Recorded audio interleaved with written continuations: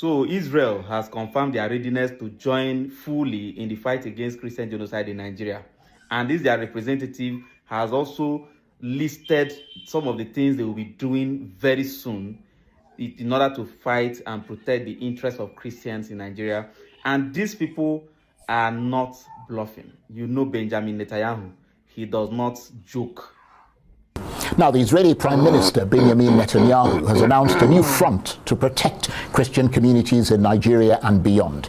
He cited persecution and violence against Christians in this country and framed the protection of Christian communities as an eighth front in the battle against radical Islamists. So how much does this move signal Israel's expanding role in global security, particularly in Africa, as we enter 2026? Meanwhile, 2025 was a bloody year in Gaza, where the war appears to have wound down, but only after Israel razed much of what was left of the Strip in a relentless assault, and Donald Trump pledged to bring peace to a world ablaze, putting himself center stage in that trouble spot. But his framework deal has left the core dispute unresolved, and a peace accord still seems elusive. Will 2026 be any better? Well, for more on all this, I'm joined now in the studio by the Israeli ambassador to Nigeria, Michael Freeman. Good to see you, Mr. Freeman. Thank you very much for having me. And Happy New Year. And to you as well. Let's start with Nigeria and that announcement by Prime Minister Netanyahu of a new Israeli front to protect Christian communities in this country and other parts of Africa. How has it come to this? Well, I think that what Prime Minister Netanyahu said, and it was very clear, was that he wants to make sure that all those persecuted around the world, and he highlighted Christians around the world, not only in Nigeria, that it was important to do what Israel can in order to work with our partners, to work with Nigeria, and that's very important. This is about working with Nigeria. This is not about working against Nigeria. It's working with them as a partner, as an ally, and seeing what we can do. And he's emphasized the issue of intelligence sharing and working in that area. And certainly I think that's the area that we will be looking at, to work with the Nigerian government to see where we can work together to stop the attacks that are taking place against Christians, but also against Muslims and against all Nigerians. Our interest is to work with Nigeria to stop all the violence in this country. I was going to ask you what specific actions Prime Minister Netanyahu proposes to take to protect Christians in Nigeria, but you've kind of answered that. But no unilateral action.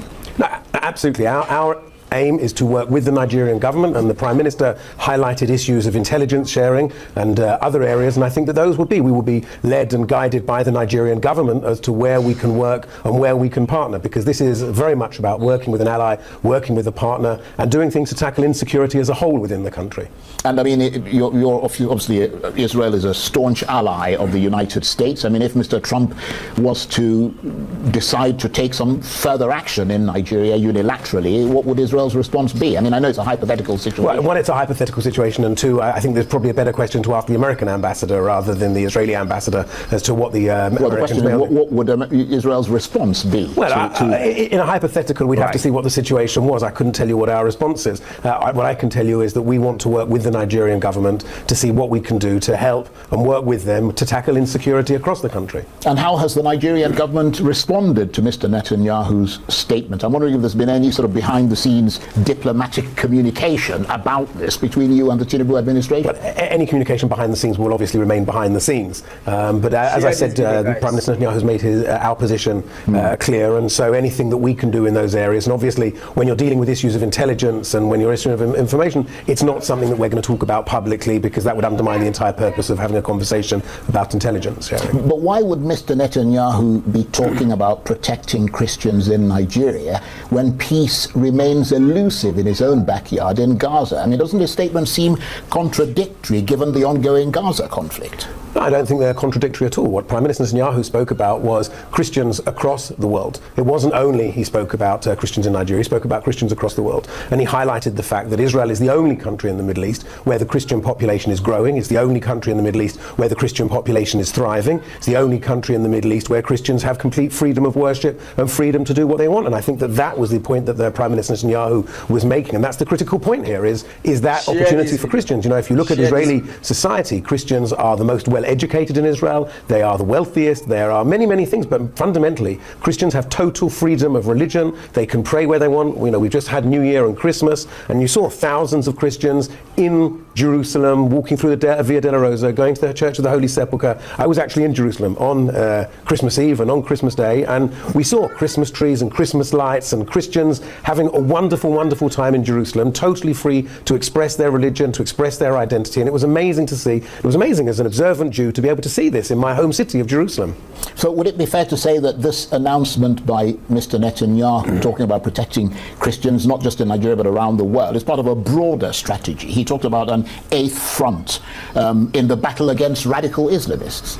Yes, I think that that's true. If we look at what Israel's faced over the last number of years, we've faced 7 fronts of different radical Islamists attacking us, from Hamas to Hezbollah to the Houthis to the various militias and terror groups in Iraq and in Syria, and we've seen also Iran attacking us directly. And so this is the challenge that's facing the whole world. And by the way, I think that radical Islamism is also a challenge to the Muslim population, and I don't think that we should highlight and focus purely on Christians. I don't need to explain to you that in Nigeria it's Muslims being killed, it's Christians being killed, it's been atheists being killed. It doesn't matter who you are. It's that insecurity that I think that Prime Minister Netanyahu is highlighting and offering to work with the Nigerian authorities to help tackle, because this is affecting Christians, it's affecting Muslims, and it's affecting people of no religion. But is it also about strategic diplomacy, an attempt to sort of strengthen ties with Christian communities and nations to counterbalance Muslim majority countries and Iran's influence, for instance, in addition to positioning Israel as a protector of Christians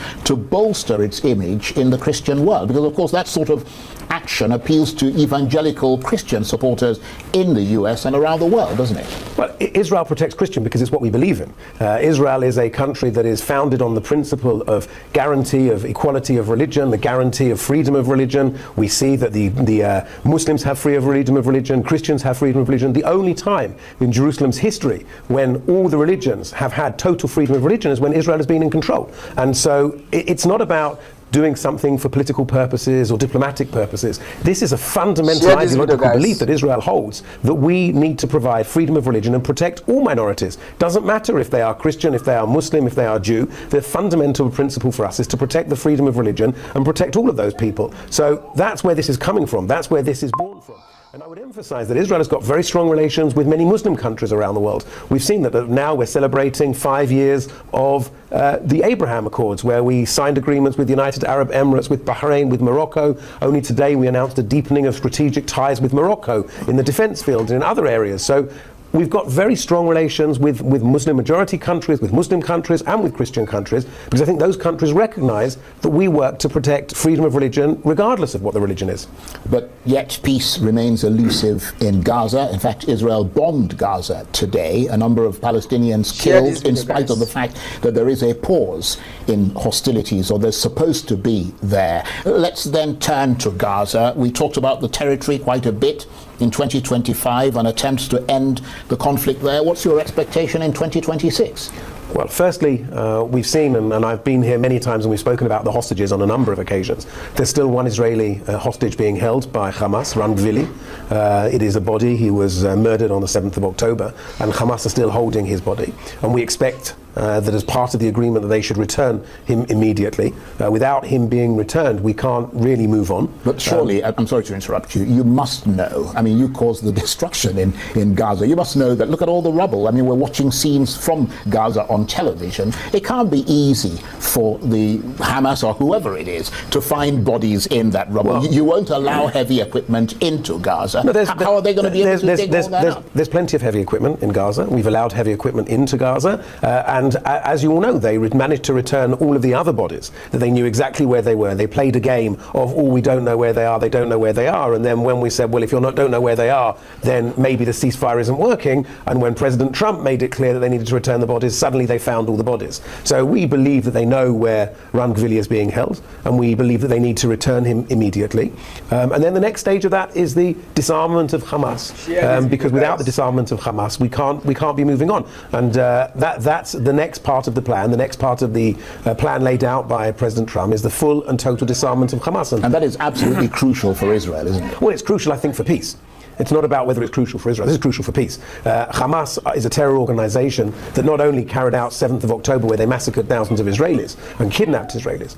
They've said over and over again that were up to them, they would carry out October the 7th over and over again. And the only way we stop that is to make sure that Hamas are disarmed. And Hamas are also terrorizing the Gazan population. We've seen that since the war has ended, that the ceasefire has come in, that we've seen that Hamas have turned their guns on the civilian population of Gaza. We've seen many civilians and many Gazans being killed and injured and maimed by these Hamas terrorists. And I think President Trump put it very, very succinctly.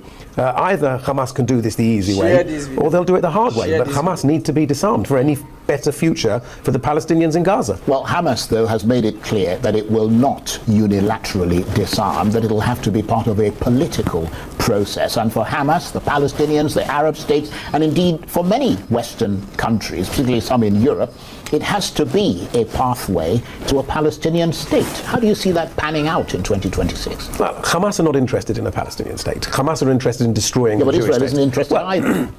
Hamas are interested in destroying the state of Israel. That's what their charter is, that's what their goal is, that's what their aim is. And if anybody wants to see any peace in the future between Israelis and Palestinians, there is no place, no possibility for Hamas to remain in that. And therefore, if people are genuinely interested in seeing a peaceful resolution between Israel and the Palestinians, Hamas can't be part of that. Hamas can't be there. And therefore, they need to be disarmed, they need to be removed, and there needs to be an alternative governing structure in Gaza. And the Arab states support this. The Arab states also understand that Hamas can't be a part of any future, can't be any positive dynamic for the Palestinians. And so we need to work to disarm Hamas and to create a better, brighter future for the Palestinians. Well, that's one sticking point. Of course, there is still the discussion around a stabilization force, discussions discussing which countries will be involved. There's talk about Azerbaijan, Indonesia, and I understand Turkey wants to be a part of it, but the Israelis don't want Turkey. I mean, is that a fact?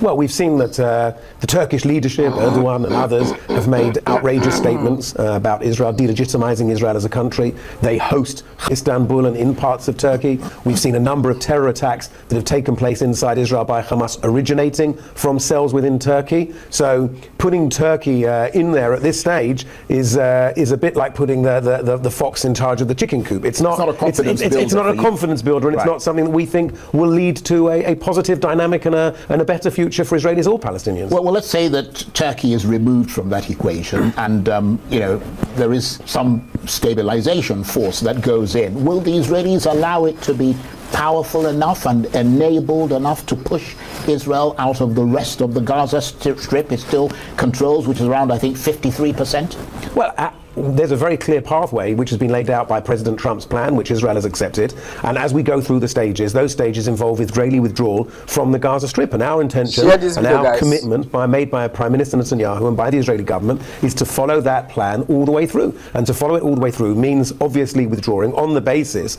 that the other steps before that have also been followed, including the full disarmament of Hamas, a different force in there, guarantees for Israel's security, and all of those things need to be in place. But Israel, we have no territorial desire over the Gaza Strip. We left in 2005. Well, you have territorial desires over the West Bank. I mean, you're expanding your... Well, we have no...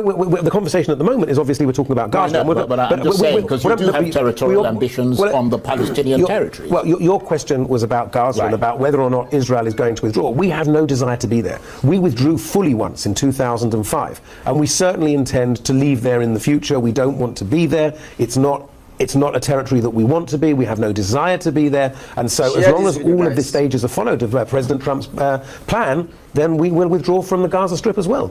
Well, there's been talk of US boots on the ground in Gaza in 2026. Do you see that happening? The Americans going that far to assert their dominance in imposing that peace deal to full effect?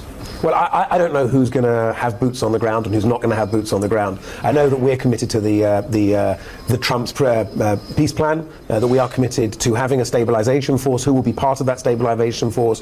Who won't be part of that? Those are conversations that are ongoing and being discussed on a regular basis. And obviously to know exactly which countries will be a conversation to have with all of those countries. So moving forward, there is still a great risk, isn't there, that it could all just fall apart in 2026. What do you foresee?